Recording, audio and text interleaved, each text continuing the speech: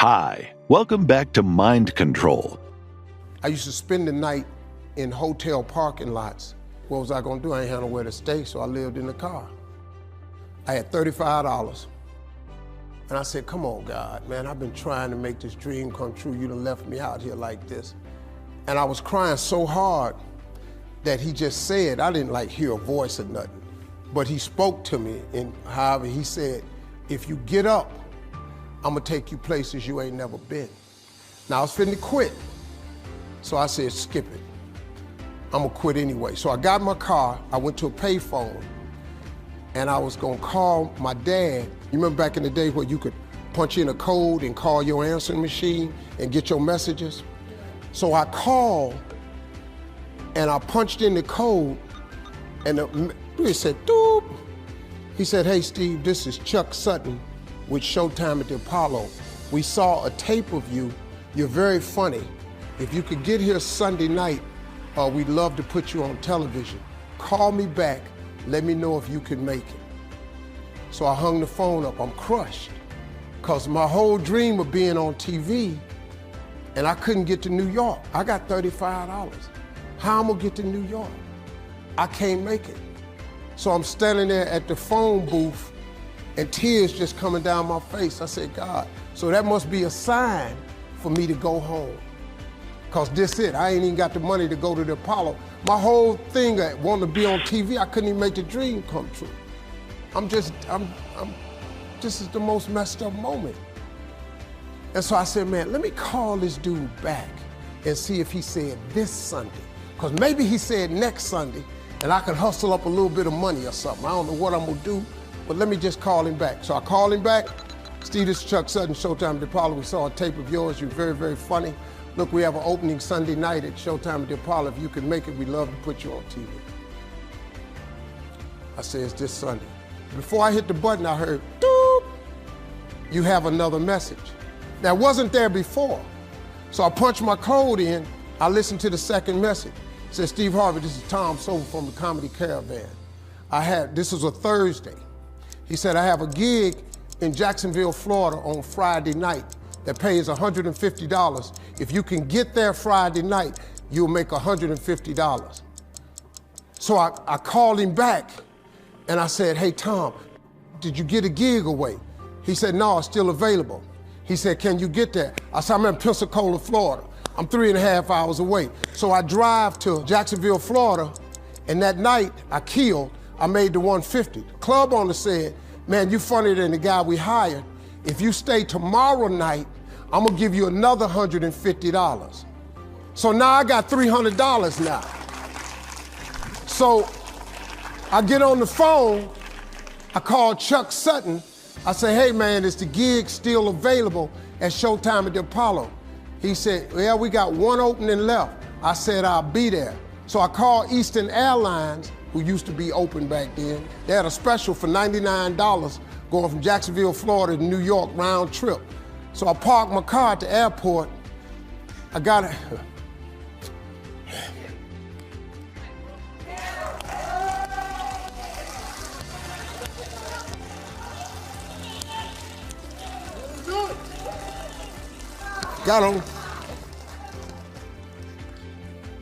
Got on plane, flew. Everything I had was in 2 bags. Got to the Apollo. I said, hey man, I'm here. I got there at 11 o'clock in the morning. He said, you can't stay here because you don't come on to the late show tonight. I said, man, I ain't got nowhere to go. I said, if you just let me stay in this building, man, I ain't gonna move around nothing. I ain't got nowhere to go. I'm in Harlem, I can't go back out here. I got these 2 bags. I got victim wrote all over me, man, so. He said, all right, if you go upstairs, don't come down. So he put me in a dressing room on the 6th floor. So that's where all the comedians were. So I stayed up there. I got hungry around 3 o'clock, and I couldn't take it no more. So I went back downstairs, a dude named Alton Liston. I said, hey man, he said, man, I thought I told you, don't come down them damn steps. I said, hey man, I'm just hungry, man. I said, let me go to that KFC I saw on the corner, just let me get some chicken. I'll come right back. He said, man, if you ain't back in 20 minutes, you ain't getting in this building. So I went, bought me some chicken, came back. So the comedians started coming in the building. They started coming up on the 6th floor. So I meet this guy named D.L. Hughley. I introduced myself, he introduced himself. I'm sitting there, another guy come in named Dwayne Johnson. Then this other dude walked in named Jamie Foxx. And I introduced myself. We don't know each other, ain't none of us famous. It's 1991, man. They gave everybody the lineup. I was on the last show of the night. I don't go on to 11 at night. I done had this 4 pieces of chicken. I'm starving, man. That chicken done wore off. I'm nervous, man. I'm about to throw up. D.L. Hughley went downstairs. D.L. Hughley got booed off. Dwayne Johnson got booed off. Jamie Foxx went down there and got booed. They booed Jamie, then Jamie started singing. And then they started clapping. And Jamie had their ass, then he went back to them jokes, and they got his ass. So I'm walking down the steps and I see Jamie sitting on the steps. I said, hey man, hang in there. He said, man, that ain't never happened to me before, man. This is crazy. This is Jamie Foxx, man, one of the most talented people in all of comedy. And now, you don't even know how nervous I am, man. I can't even. My breathing is shot because these dudes been booed. So I walk out. I had wrote this joke. Mike Tyson had got in a fight in Harlem with this heavyweight named Mitch Green. Mike Tyson had hit the dude in the eye in the store.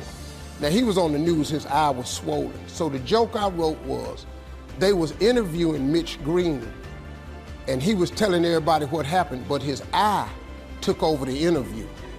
And I wrote this joke that his eye started talking and was just, I tell you what happened. The heavyweight champ's fist is coming towards my face. I just said, Lord, Lord, Lord. And I wrote this whole joke about this dude's eyeball talking. And when the punch came, and all this here, the Apollo, man, they went crazy. They lost their mind. I got a standing ovation, man. I walked off stage, man, just started crying. I couldn't believe it. They paid me. I made $750 for being on TV for one night. I'd never made $750 telling jokes in one night. And so that was my first television appearance. A couple weeks later, Sinbad was the host of the show. He got this job on Different World. And so he quit. And so Mark Curry became the host. And then Mark Curry got hanging with Mr. Cooper, and he quit. And they came to me and said, would you come back to New York and host amateur night for us to just try you out? Oh, ain't no problem. And so I went to New York, I hosted amateur night, and I was killing. But every time we went to commercial break, I was supposed to let the warm-up act take over like Ruben does. But I knew not to let the warm-up act do that because he would change the attitude of the crowd because the Apollo was a wild place. So I stayed out there. I did the warm-up and the hosting. And I created a bond with that audience. And that's how I got on TV. It was my very first TV show. I hosted Showtime at the Apollo. I ended up being the longest running host in the history of Showtime Apollo. I did that show for 8 years. Nobody ever did it for 8 years. And that was my turn back moment. See, in your life, everybody has a turn back moment. You have a moment where you can go forward or you can give up. But the thing you have to keep in mind before you give up is that if you give up, the guarantee is it will never happen. That's the guarantee of quitting, that it will never happen, no way under the sun. The only way the possibility remains that it can happen is if you never give up no matter what. Because God is always coming. He's never too late. At your worst moment, look man, when they told me I had to be in New York, I saw no way I could get there. But that God don't. He make the phone ring. I end up in Florida, I make $300. Then I go to New York, I make $750. Almost got $1,000 out of nowhere. That's what happened to me. That was my moment of never giving up. That's when I first learned that faith was everything, that you have to remain faithful. We teach what we know, but we reproduce what we are. So if you're wanting to raise up some great leaders in your group, guess what? The first thing you need to do is be a great leader. Let me explain that to you. Let me just sit down for just a moment. At my age, it's a highlight. Let me just sit down for a moment and let's go back to the law of the lid. Remember when your lid was a 5, what was your company going to be? It was going to be a... Absolutely. The lid says you can't have a 6, you can't have a 7, you can't have an 8, you can't have a 9. You're a 5 leader. A 5 leader doesn't have 7s. A 5 leader doesn't have 8 companies. 5 leader doesn't have 9. 5 leaders have 4 companies. What kind of a person will you attract? If you're a 5 leader, you don't attract 6s, 7, 8, 9, 10. Can I tell you something? 8s don't want to follow 5. 8s go meet a 5 and they say, whoops, Mr. Magoo. So how do you attract better people? Lift your lid. If you're a 5, you get 4s, 3s, 2s, and 1s. If you're a 6, you get 5, 4s, 3s, 2s. If you're a 7, you get 6. If you're an 8, you got this? Stanford research says, just came from there. Stanford research says that 85% of everything you know, you learn visually. 85%. The reason I say that the first rule of 5 in leadership is leading yourself is because visual example is the most powerful leadership tool. Axe to cut down your tree. Trust me with that. James Allen said, people are anxious to improve their circumstances, but they're not anxious to improve themselves, and they therefore remain bound. The first person that you should teach leadership values to is you. Some of the obstacles you're up against may seem like they have the upper hand. The sickness is bigger. You've had the addiction a long time. Feels like that trouble has you surrounded. But when it's your time, like with them, it's not going to leave gradually. It's not going to improve a little here, a little there. It's going to leave suddenly, like it's in a panic, like it's fleeing for its life. Well, Joel, this sounds encouraging, but I don't believe it's going to happen quickly for me. I've been dealing with this for a long time. You're right. It won't happen for you. This is for believers. This is for people that will let the seed take root. People that will dare say, God, I agree with what you said, that you will hasten your word to perform it. Lord, I believe for a quick work. I believe enemies are hurrying out of my way. I believe I'm going to see a rapid turnaround. A friend of mine worked for this company where his supervisor wasn't treating him right. He was jealous of him. My friend had a great attitude. I never heard him complain. He just kept doing the right thing, even though this supervisor would try to discredit him and make him look bad. This went on for several years. The supervisor was in his early 40s, been with the company almost 20 years. Looked like my friend would always have to deal with this. But one Monday morning, he went to work. The owner of the company called my friend in and said that the supervisor was leaving and this owner wanted him to have his position. My friend asked, when was this going to happen? When was he going to leave? The owner said, he left last Friday. You're the supervisor starting right now. God knows how to cause people to hurry out of your way, to do things quickly, things that you didn't see coming. That supervisor could have been there another 30 years, but he suddenly left. Quit worrying about who's in front of you and how it's never going to work out. God can quickly change things, quickly promote you, quickly heal you, quickly free you. And yes, I know some things take time. We have to outlast what's coming against us. But you're going to come into these moments where God does a quick work. Now, instead of complaining, well, Joel, I don't know about for me. I don't think I'll ever get well. I'll never meet the right person. Don't turn it around. Father, thank you that my health is about to suddenly improve. Thank you that this addiction is not permanent. It's about to quickly turn around. Thank you that this depression is not how my story ends. It's about to hurry out of my way. That's not just being positive, that's releasing your faith. That's what allows God to speed things up. Pliability is an indication of experience. When you've been through enough, you become pliable, you become adaptable, you become relatable. When you've been through enough, you know how to rock with it, and you know how to roll with it, and you know how to shift with it. When you've been through enough and enough has passed through you, you've changed in your composite that you might look like dirt, but you're pliable. Somebody write on the timeline, I'm pliable. I know how to abase and abound. I'm in season and out of season. I know how to survive good times and bad times. I know how to work with whatever's thrown at me. I can make it through the winter and I can make it through a hot summer. I'm pliable. If it rains, I got a raincoat. If it's hot, I'll take it all. I know how to be pliable. Whatever season I'm in, I can be content because I'm not just dirt, I'm clay.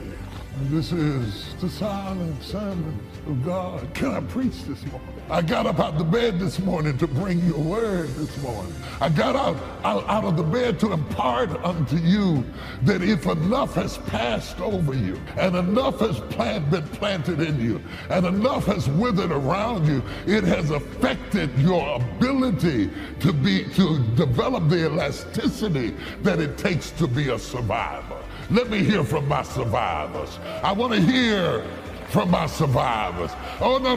I don't want to hear from the saints. I want to hear from the survivors. The saints can talk later. I want to hear from the survivors. A lot has passed over you, and you're still here. Survivors, make some noise. Yes. And so I thought I would start this sermon by talking about the potter's hand. For the potter's hand has reached down into the ground and extracted from the dirt the clay he thought most useful. And the reason I want you to see this image of the stooping potter is that when Jeremiah is looking at the potter stooping down into the ground to pull up the clay, my mind went back to God. Thing is, I was raised in a culture of the quiet professional, and we don't talk about what we do. And so that book, obviously I was writing a book with my brother Leif Babin, and we talked about that for a long time before we actually said, okay, let's do it. And what we knew that we needed to do was, number one, represent the SEAL teams the way that we thought they and knew they should be represented, and also make sure that we point out that the SEAL teams are just one military organization of all the military who are out there risking their lives and making incredible sacrifices for this nation and for our freedom. And so we wrote heavily about the forces in the soldiers and Marines that we worked alongside of in the Battle of Ramadi. And I think the other piece is, from my brothers that are still in the SEAL teams, when they started reading the book, and the reason that I think it's accepted by within the SEAL community is because we didn't try and make ourselves out to be something that we weren't. The guy that's in that book that's me. That's what I was like when I was in the SEAL team. That's what I was like now. I didn't embellish anything and you've read the book. The book is not about how great I was. The book is actually, a lot of it is actually about mistakes that I made and what I learned from it, and what mistakes Leif made and what he learned from them. And so that's why I think there was a little fear with that book in how my brothers in the SEAL teams would react to it. But once guys started reading it, the feedback was awesome. And so for the kids' book, I did no fear at all, none. I'm writing what I want, and I know that kids out there need it. And Discipline Equals Freedom, same thing. I'm doing what I want, and I'm putting word out there for people to the best of my ability to try and help them sort themselves out and move further along in their lives. And it's through lessons that I've learned, because I've been I'm far from perfect. And it's the same thing with my podcast. My podcast is what I want to talk about, and people have given me all kinds of advice since the beginning on what I should do and shouldn't do. And I always listen to people's advice, but I go with my gut of what I want to talk about, what people I want to talk to, what events in history I want to cover. There's been people tell me, don't make it too long, bring on guests so you're not the only voice, and don't talk about all this violence and horrible things. And if you listen to my podcast, it's very long. There's not many guests, and I talk about some pretty awful and horrendous things that have happened in the world. So I'm not afraid of doing what I'm doing, because I think I'm doing it for the right reasons. thank you so much for watching till the end. Don't forget to share your thoughts in the comments section. Please also like, subscribe, and share this video with your friends and families. Please watch our other motivational videos. Thank you again.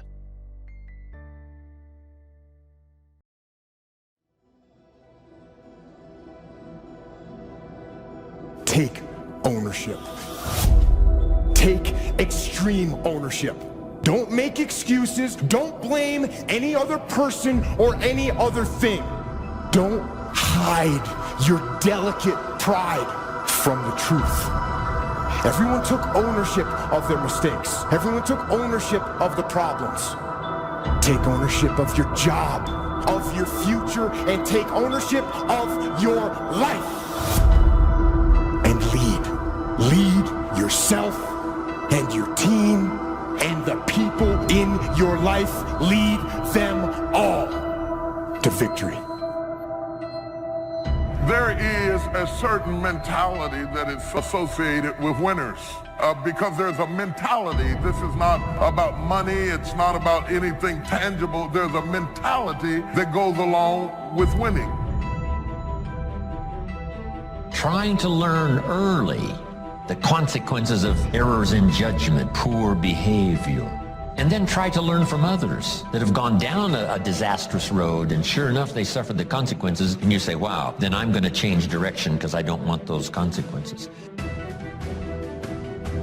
And to the positive, once you get that mentality, you can listen at a person talk a few minutes and either it feeds you or it doesn't. And you learn sooner or later that things that don't feed you, you don't spend time fooling with it because it is counterproductive to where you're trying to go.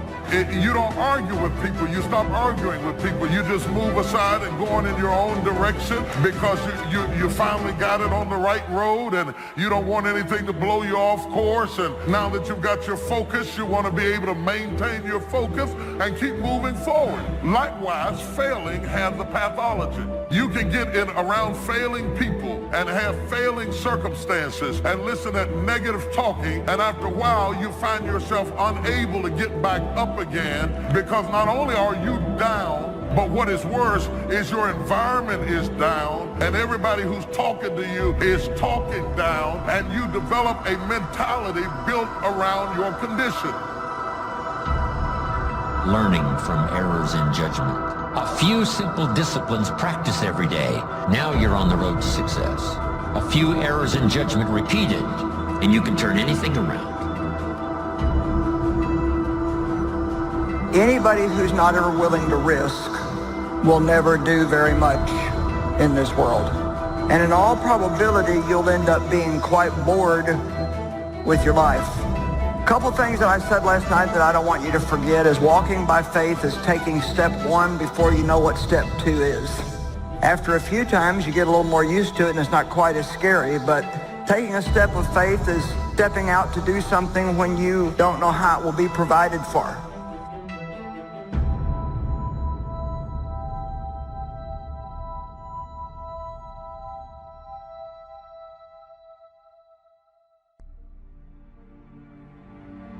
How you gonna show power if you're not up under attack? How you gonna show resistance if something's not trying to pull you over? Resist, resist. Stop being neutral and stop being indifferent. Resist. Take a stand and resist.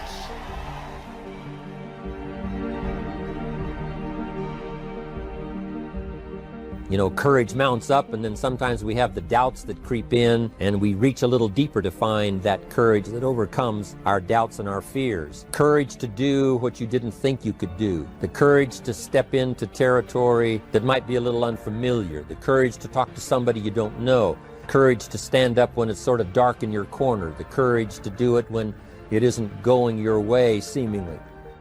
Be strong and very courageous. Be strong and very courageous. Be strong and be of good courage. Be strong and possess the land. Don't wait anymore. Don't think anymore. Don't plan anymore. Don't contemplate anymore. Don't make any more excuses or justifications. Don't rationalize anything else. No and no. Instead, be aggressive. Take action now. And what is the first action that you need to take? Take the step. Step aggressively towards your fear. And that step towards your fear is the step into bravery. Because we're scared of what we don't know. And there is only one way to learn and to know, and that is to confront that fear. You have to step, you have to go. And this simple action, this simple attitude, it answers so many questions. How do you change your diet? You step, you go. You step, you go. How do you overcome fear of failure or fear of success or fear of fear itself? You step. Face everything and rise. That's what a few people will do. The ones who will face everything and run, they've already gone to look at television and constant negative news and other drama stuff and go to bed fearful tonight. They won't even get a good night's sleep. This is for people that are positive, that are motivated, and that are hungry. I can't say this enough. Work on your mind. Listen to things that empower you, that builds your spirit, that's got your name on it. Listen, why? Because faith comes by hearing and hearing and hearing. Oh, I heard it before. No, listen until you're producing the results. If you're not producing the results, you haven't heard it enough. You got to listen till it goes past the conscious mind to the subconscious mind. So you need a coach, somebody that can see what you can't see. We all have doubts that attack us. We all have small fears that creep in. That is the nature of life. But that's what faith is all about. That's what courage is all about, to serve us when our doubts will not serve us well. Faith to overcome fear and courage to overcome our doubts. That, of course, is the very essence of life itself, because we all have this warfare going on. In our own body, the warfare between health and illness, the struggle is on. The struggle between light and darkness, the struggle between good and evil. We must drive the dark side of our nature into a small corner and let the positive side flourish. So self-control is certainly necessary to be a strong leader, so that you can become the best example of choosing wise words and not being careless, that kind of control. Fear, it's going to be overwhelming, but I'm telling you, you close your eyes at night and you go to bed, and fear, it's overwhelming, but I'm telling you, if there's just a hint of faith. Some of you are waiting for great faith. You don't need great faith. You can move a mountain. Fear creates mountains. Faith removes mountains. That once a person's mind is expanded with an idea, it can never be satisfied to going back to where it was. So some of you are going to experience a breakthrough. Some of you are going to go back and look at your dreams and brush them off. Whatever goal that you have in mind, I want that to be a goal that will challenge you, something that will make you stretch. What is it that you looked at some point in time and you decided that you couldn't do it, that you talked yourself out of it? Whatever it is, bring it back out there. How you're going to do it, that will come to you in due time. You've got to begin to take a look at your life and look at where are you right now? What are your strengths? What are your weaknesses? What gives your life a sense of fulfillment, a sense of joy? What is it that you could love doing 7 days a week? See, you don't get in life what you want, ladies and gentlemen. You get in life what you are, not what you want. You see, the good news is that we can always become more by working to develop ourselves. Think about that. I fought my way up. I fought to get to work. I fought to stand. I fought to carry on. I fought to live. I fought to get out the bed. I fought with my fears, my anxieties. I fought with haters, liars, backbiters, and betrayers. And many times I laid in the bed. I couldn't go to sleep because I was fighting with myself. I fought. Why don't you let the people in your life off the hook? Maybe they did the best they could. They may have made decisions that you don't understand, feels like it puts you at a disadvantage, but you didn't have to walk in their shoes. Maybe nobody gave them what they needed to give to you. Bottom line, nobody owes you anything. God is keeping all the records. He has seen everything that's happened in your life. You got to make changes. You got to say no. You got to disappoint people. You got to walk away from some stuff. You have to. The injustice, the bad breaks, the person that did you wrong, those people cannot pay you back. They cannot make you whole. Only God can. Quit looking to people to make it up to you. Quit trying to get somebody to apologize, to admit they were wrong, to give you what they don't have. If you'll go to God, He'll bring you out better. He'll make the rest of your life more rewarding, more fulfilling than it would have been if that hadn't have happened in the first place. Some people get it the first time they hear it. And then some folks got to go home and chew on it and think about it and turn it over in their mind.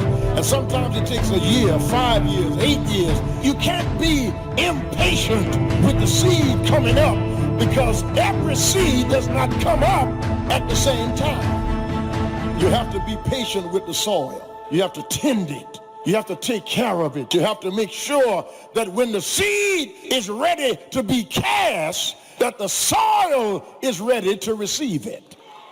I ask you to start that same journey. Let your new skills, new disciplines affect all of the rest. 6/7 of our life was to be devoted to labor and work, to produce a good family, to produce an enterprise. That's the essence of life in its best form. First is to be a producer. What is the reason for the seed and the soil and the sunshine and the rain and the seasons of life and its miracle? What's the reason for all of that? Here it is in a nutshell for your notes. To see what you can do with it. We've got books to read and we've got classes to attend and we've got, things to do and things to learn. And if you put it all together, you can have not only your health, but your fortune. Why not see what you can do with what you've been handed? As basic as seed and soil and sunshine and rain. Only God can create the sunshine, the rain, the seasons, the miracle of life. But here's what humans can do. Recreate those components into a harvest. By planting the seed, reaping the rewards in the harvest. We call that recreation.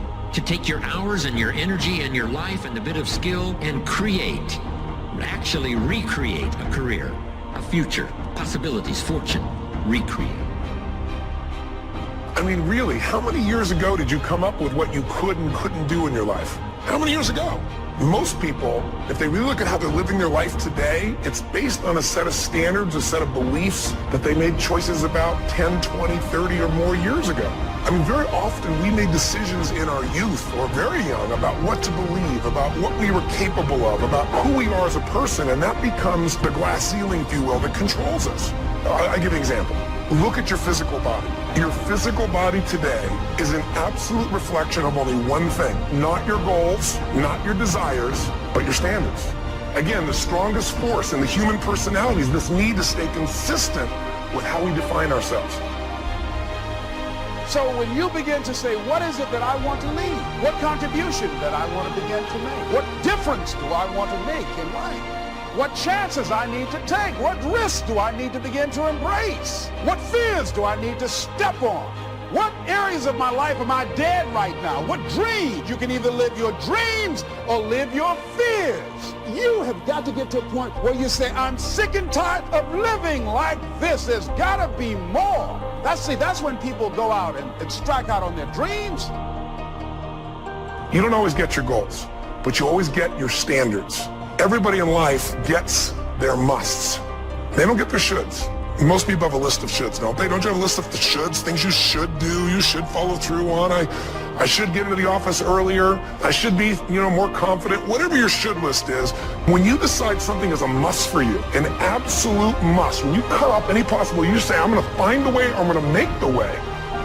Once you see that you're suffering either early consequences or severe consequences, all you have to do now is shut down that route, pick another destination and start going that way with some easy disciplines that day by day gather momentum, and now one success leads to another, leads to another. All disciplines affect each other. What's interesting about success is starting a new discipline, a couple of new disciplines, and sure enough, once you've gained just a little bit of success in a couple of new disciplines, it'll inspire you to clean up the rest. Each lack of discipline affects the rest. You work on your mindset. You read 30 to 40 pages of something positive every day. You can't help but change. I'm an assassin. I'll kill every negative, mediocre cell in your body. You were born for greatness, not to be a victim. No, life happens to everybody. Everybody. And no one escapes it. It's called unavoidable suffering. Life is difficult. So work on your mind. I work on my mind every day. Every day I work on it. There's a calling on your life, and you're greater than your circumstances. You're greater than anything that has ever happened to you. Indecision is the thief of opportunity. If you don't decide what you're going to do today, the day could get away and you're not very effective. Don't start the day until you have it finished. Is it possible to finish the day before you start it? And the answer is yes. If you don't finish it, the day escapes. And in the morning you say, let's see, what should I do now? In the afternoon you say, hey, time's getting away from me, what should I do now? And now most of the day is lost. Most of the day escapes not being utilized simply because you didn't make those decisions early, at the early part of the day. The decisions we make in the early part of our life sometimes last for a lifetime. If you neglect them and don't make them, sure enough, the time passes. And the opportunity sometimes is diminished, and sometimes you spend a lot of time now catching up simply because you didn't make those early decisions. So it's the decisions at the first of the day, it's the decisions at the early part of the month, it's the decisions at the early part of the year that greatly determines what kind of year you're going to have. The decisions you make at the first chance you see opportunity, those decisions. Then we need decisions to correct poor decisions, to overcome our mistakes. It's possible, of course, for all of us to make unwise decisions. At the end of a few years, we say, that decision cost me too much. Cost me a lot of time, cost me a lot of money. But as long as you're alive, there's still a chance to use new decision power to correct the mistakes of decisions that were bad in the past. All of us have the opportunity to do that, but I think Napoleon was right here too. You got to be definite in making decisions so that the opportunity doesn't pass you by. Take advantage. The people that do that, the people that go against the grain, the people who ignore the naysayers, the haters, the people who turn a deaf ear to people telling them what they can't do. Do what you can do. Give it everything that you have. What are you hungry for? Because when we come out of this, our lives will never be the same again. A lot of people are going to be left behind. A lot of people will be devastated. A lot of people will take themselves out. But a few people, those who are able to rise, a few people, the road to life is straight and narrow, but few there be that find it, because few there be that are hungry. You got to go all out. It takes everything in you. You got to feel that you were chosen for such a time as this. This is an appointment, a divine appointment for your dream. This could be the greatest time you ever live if you control what you focus on, if you find a more empowering meaning, and if you decide to model the actions of those who succeeded before you. It can be the best financial time, the best emotional time, the best spiritual time of your life, but you better take control of your state. And if you think you're going to do it just by today, you're wrong. You're going to need to get yourself some rituals. So you better do the right thing at the right time, and to do that, you better know what season you're in, and to do that, you better learn how to change your state, how to take control of your own conditioning. That's what I live for. A good leader has definite plans. Your plans to be financially secure. You got to have good plans. One more on plans, and that is the plan for your personal development. The plan to be better this year than last year. The plan to take the classes, do everything you possibly can to show personal progress. Not just financial progress, but the progress of personality, the progress of communication skills, the progress in how to deal with people. You need those kind of plans. A plan for personal growth, personal development, a plan to be all that you can possibly be. Got to have good plans. A good leader has the habit of doing more than what he gets paid for. What an incredible philosophy this is.